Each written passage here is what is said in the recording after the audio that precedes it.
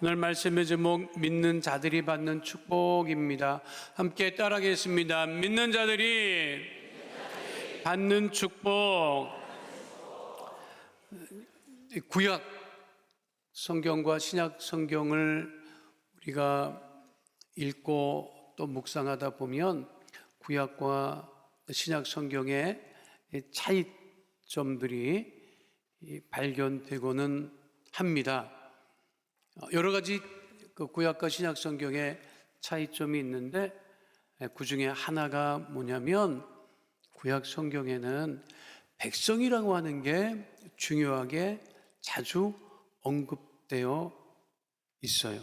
그게 무엇이냐면 하나님은 이스라엘의 하나님이 되고 이스라엘은 하나님의 백성이 된다는 거예요.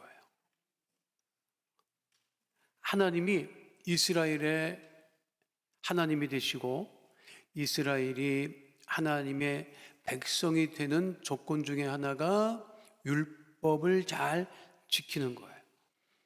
이스라엘 백성들이 하나님이 주신 율법을 잘 지키면 하나님의 백성이 된다. 이게 구약 성경에는 매우 크게 강조되어 있지요. 그래서 스가랴 8장 8절은 분명하게 이렇게 말씀하고 있는 거예요. 함께 합니다.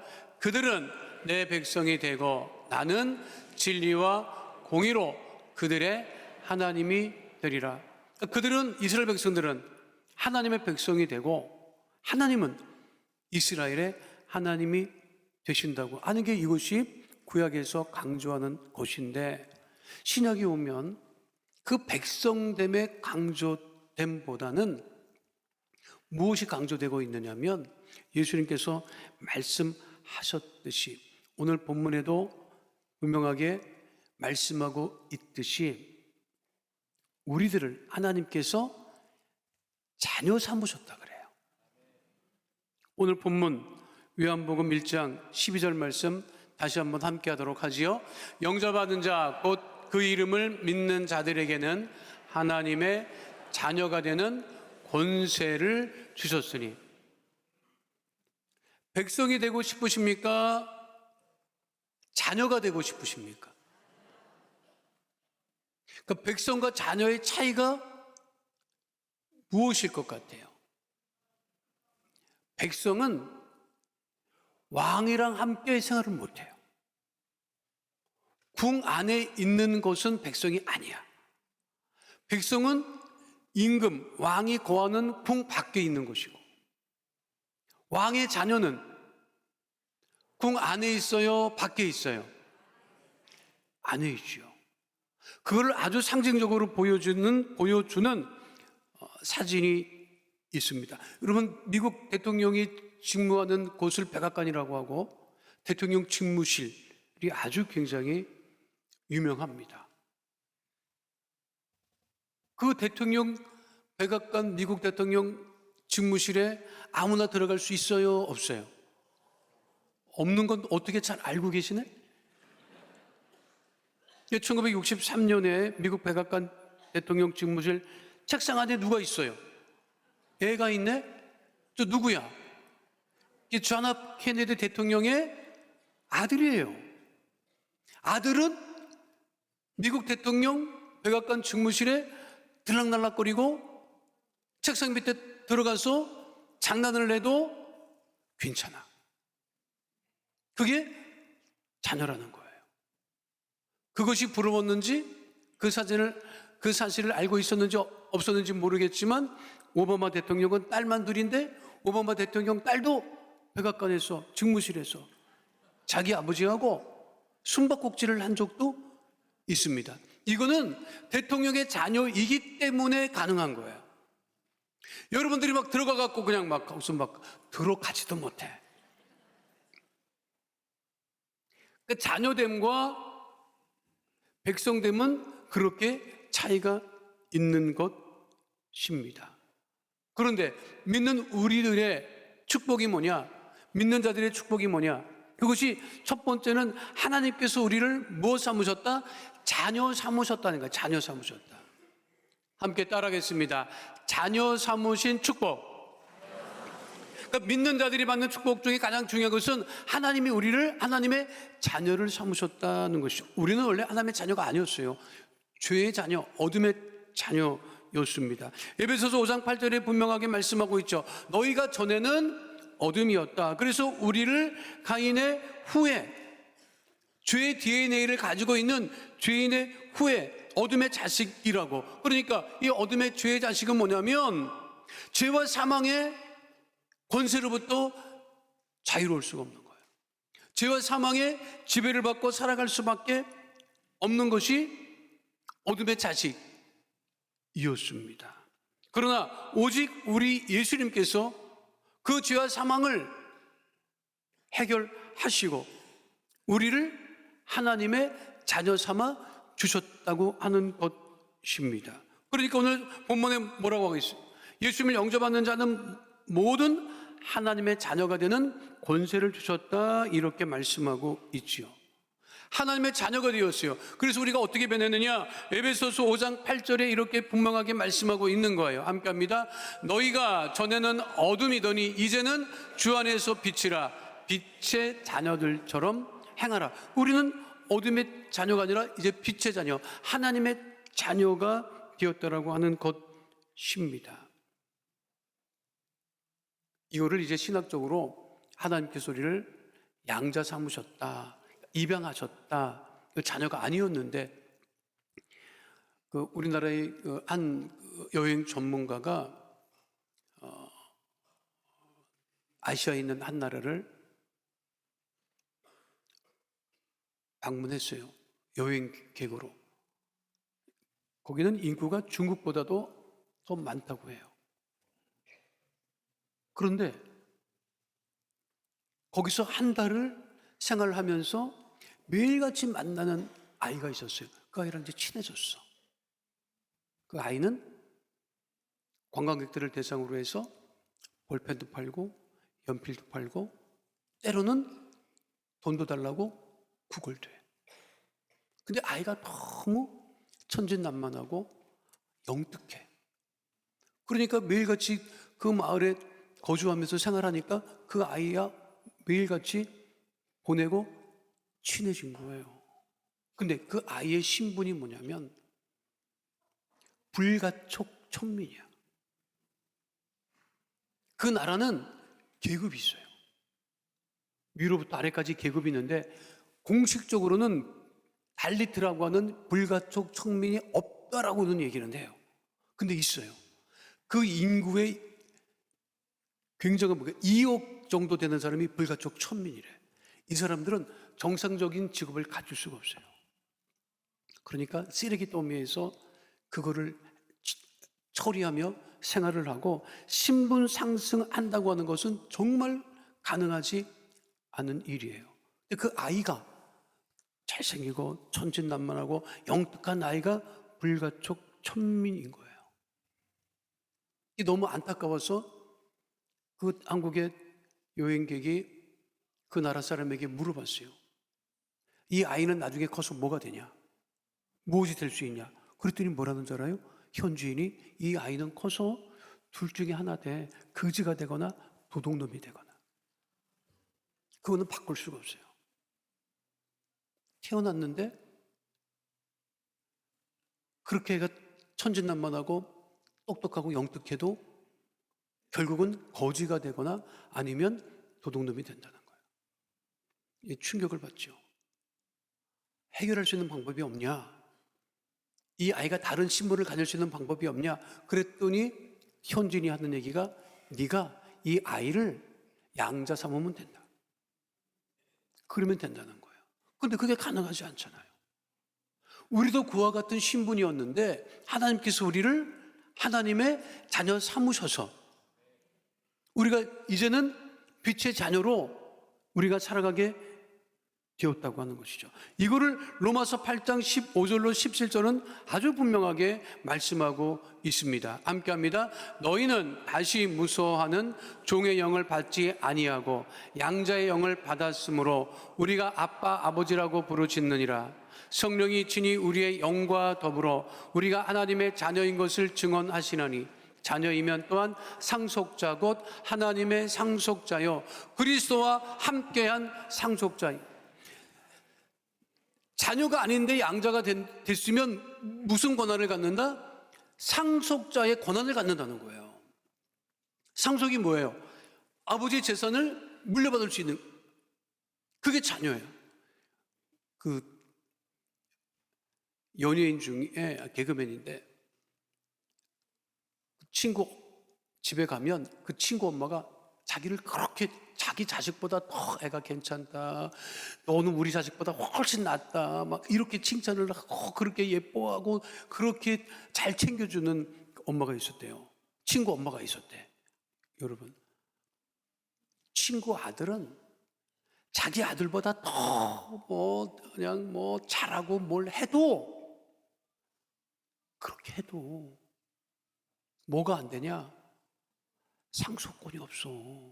그래서 그 개그맨이 그랬대. 아줌마 죽으면 재산 좀 나 줄 거야? 자식까지 여긴다며.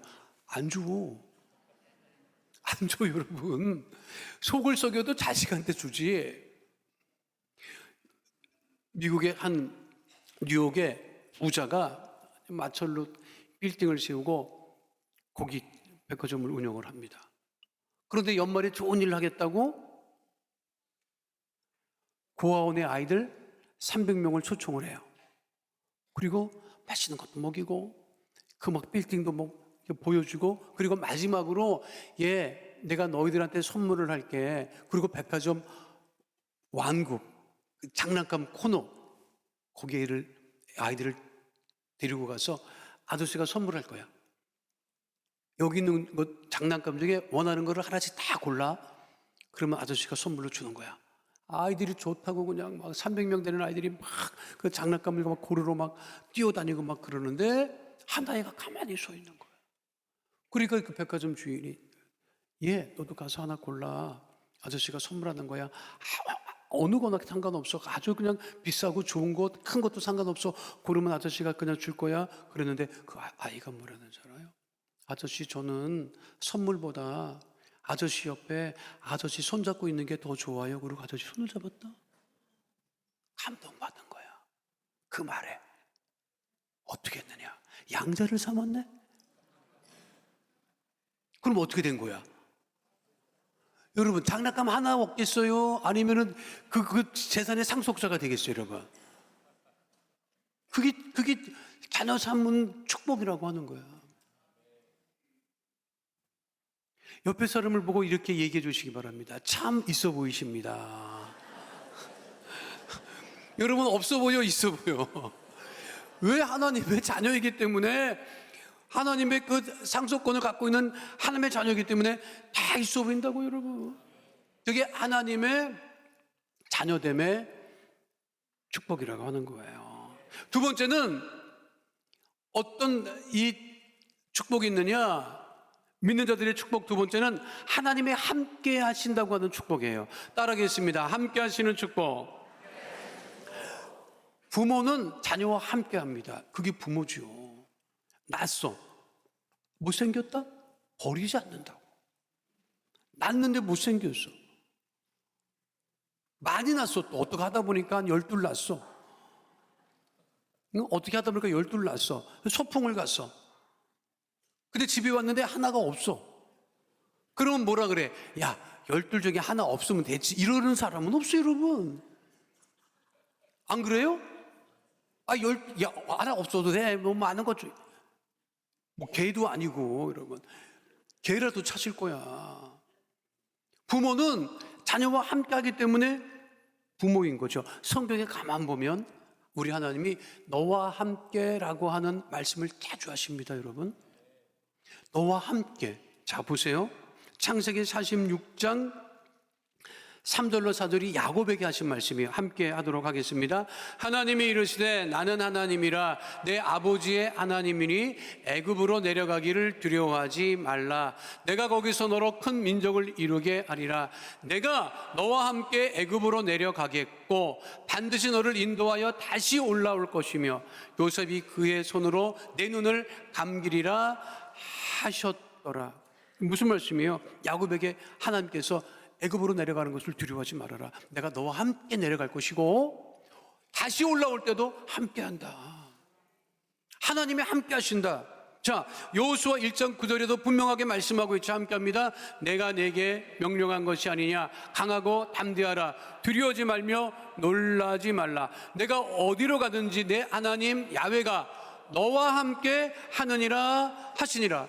어디를 가든지 두려워하지 말고 놀라지 말아라. 내가 너와 함께 한다. 그게 하나님이 우리에게 주시는 축복이라고 하는 거예요. 신약에도 너와 함께라고 하는 말씀이 기록되어 있다, 여러분.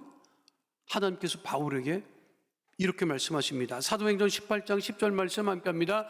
내가 너와 함께 있음에 어떤 사람도 너를 대적하여 해롭게 할 자가 없을 것이니 이는 이 성중에 내 백성이 많음이라 하시더라. 바울에게도 놀라지 말아라, 두려워하지 말아라, 내가 너와 함께 있다, 그 말씀을 주시는 거예요. 함께, 하나님이 우리와 함께 하시는 이유는 뭐냐면 하나님이 우리를 자녀 삼으셨기 때문에 우리와 함께 하신다. 지금 왜 함께하는 것이 복되고 축복이냐면 함께한다고 하는 것은 우리를 버리지 않는다는 거예요.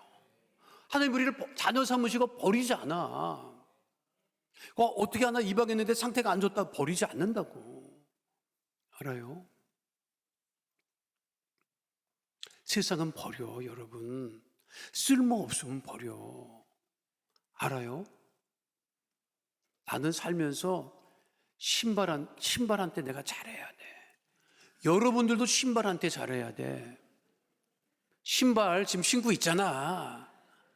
왜 신발한테 잘해야 되느냐? 집에서 나올 때 신발 없으면 못 나와요. 맨발로 온 사람 손 들어봐. 다 신발 신고 와요. 그리고 신발을 꼭 신고 다녀. 밖에 나오면. 그렇지요. 근데 집에 들어갈 때 신발을 벗고 그 신발을 곱게 두는 사람은 없어. 그냥 벗고 들어가. 식당 갈 때 사람이 그렇게 많은데도 내 신발이 있는지 없는지도 모르고 그냥 들어가.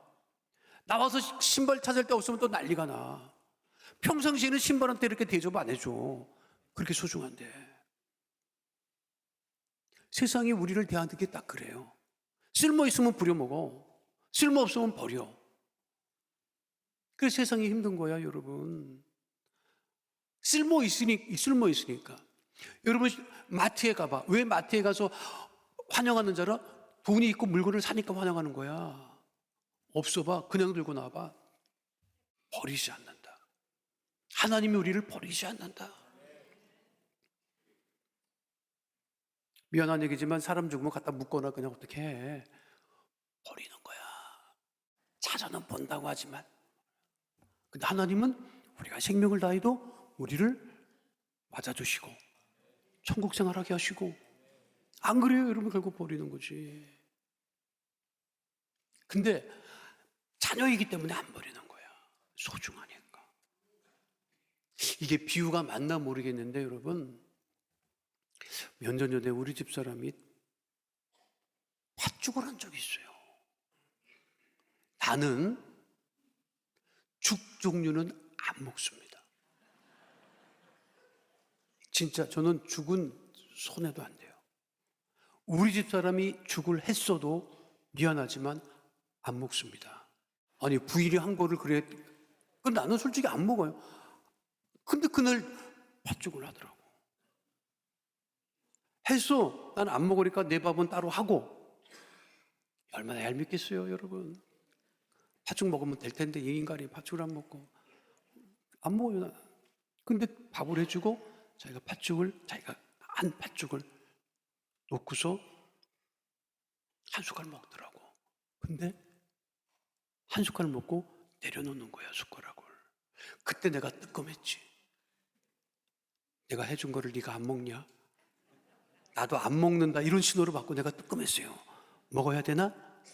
그 내가 물어봤어. 아니, 왜 안 먹어? 왜 그래? 그랬더니 우리 집사람이 뭐라는지 알아요? 맛이 없어. 본인이 했는데 맛이 없었던 거야. 안 먹더라고, 본인도. 여간에서는 맛없게 하지 않는 사람인데 그날은 뭐가 잘못됐는지 맛이 없었대요. 그래서 안 먹더라고. 나랑 같이 밥을 먹었다고.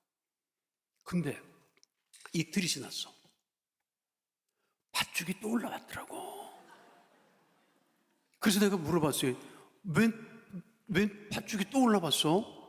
그랬더니 우리 집사람 하는 얘기가 지난번에 쑤었던 팥죽이라는 거야. 맛이 없다며? 그래서 안 먹었잖아.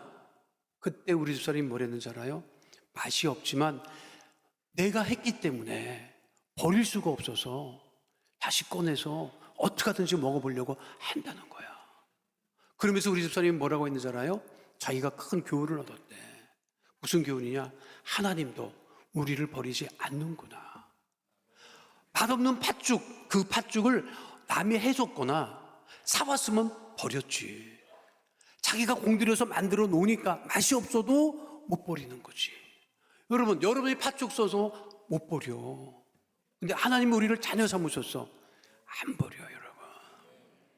안 버렸으니까 여기 다 나와서 앉아 있는 거야, 지금.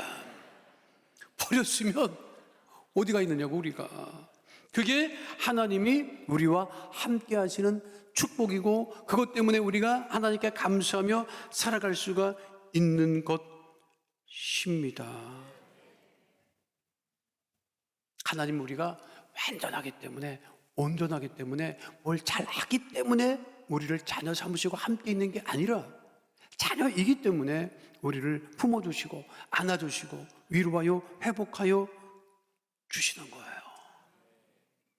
마지막 세 번째는요, 어떤 축복이냐? 하나님 우리를 강건하게 하신다고. 강건하게. 따라하겠습니다. 강건하게 하시는 축복. 하나님 우리를 강건하게 하십니다. 요한3서 2절 말씀 다 함께 한 목소리로 하겠습니다. 사랑하는 자여, 내 영혼이 잘됨 같이 내가 범사에 잘되고 강건하기를 내가 간구하노라. 우리가 강건하기를 우리 주님께서 원하고 계신다고요. 하나님 우리를 약하게 지으시지도 않으셨고, 우리가 세상에 나가서 연약하게 생활하는 것을 원치도 않으시고, 세상에 나가 믿음으로 하나님의 자녀로 넉넉히 이기고 승리하는 것을 하나님께서는 원하고 계신다고 하는 것입니다. 세상이 강해요? 우리가 강해요? 여러분, 우리가 강한 거야. 하나님의 자녀인 우리들이 예수의 보혈과 예수의 이름의 권세를 가지고 살아가기 때문에 우리가 강한 거예요. 그러니 바울은 고린도 교회 성도들에게 이렇게 권면한 바 있죠. 고린도전서 16장 13절 말씀 함께 하도록 하겠습니다. 깨어 믿음에 굳게 서서 남자답게 강건하라. 이거 하나님의 자녀들에게 주는 바울의 권면인 것입니다. 남자만 강건한 것이 아니라 기도하는 모든 하나님의 자녀들이 주 안에서 날마다 우리를 하나님께서 강건하게 하신다고 하는 거지. 그래서 사도행전 1장 8절은 분명하게 말씀하고 있는 거예요. 함께합니다. 오직 성령이 너희에게 임하시면 너희가 권능을 받고 예루살렘과 온 유대와 사마리아와 땅끝까지 이르러 내 증인이 되리라 하시니라. 하나님의 자녀들이 예루살렘과 온 유대와 사마리아와 땅끝까지 이르러 복음을 증거할 수 있는 것은 뭐냐면 성령의 충만함으로 먼저 권능을 주셨기 때문이라고 하는 거예요. 하나님의 권능으로 우리가 세상에 나가 담대하게 믿음으로 살아갈 수 있는 것이고, 연약하게 살아가는 것이 아니라 담대하고 강건한 믿음의 자녀로 살아갈 수 있게 되는 것이라고 하는 거예요, 여러분. 우리는 하나님의 주신 권능, 권세가 있는 사람들이야. 세상은 힘으로 이기려고 하지만, 자기 능력으로 이기려고 하지만, 하나님의 자녀들은 하나님께서 택하여 붙잡으시고 온전하게 하시고 강건하게 하시고, 누가 와서 흔들어도 흔들리지 아니하시고, 결국 악한 세력은 다 떠나가고 하나님의 역사심 넘쳐나게 되는 거예요, 여러분. 하나님이 우리를 어떻게 하셨다? 강건하게 하셨다. 하나님이 지금도 우리를 강건하게 하신다. 그러니까 우리가 그 믿음이에요. 아프다고 자꾸만, 연약하다고 생각하면 자꾸만 그렇게 가. 아니다. 하나님의 주신 권세가 있다. 예수 이름으로, 예수의 보혈로 질병을 물리치고 문제를 이기고 승리하는 나는 하나님의 자녀다. 믿음의 자녀다. 원수가, 사단이 나를 해하지 못한다. 그 믿음을 가지고 우리가 기도하고 나가면 하나님께서 그 믿음의 기도대로 응답하시고, 하나님께서 그 믿는 자들이 주신 축복을 누리며 살아가게 하신다는 거예요, 여러분. 믿으십니까? 그러니까 다니엘 10장 19절은 분명하게 이렇게 말씀하고 있어요. 함께합니다. 이르되 큰 은총을 받은 사람이여 두려워하지 말라. 평안하라, 강건하라, 강건하라. 그가 이같이 내게 말하며 내가 곧 힘이 나서 이르되 내 주께서 나를 강건하게 하셨사오니 말씀하옵소서. 강건하라 말씀하셨으니 내가 힘이 났다. 하나님께서 지금 여러분들에게 말씀하십니다. 강건하라, 강건하라, 강건하라. 힘을 내시고 승리하며 믿는 자들에게 주신 축복을 누리며 살아가는 하나님의 자녀 다 되시기를 축원드립니다.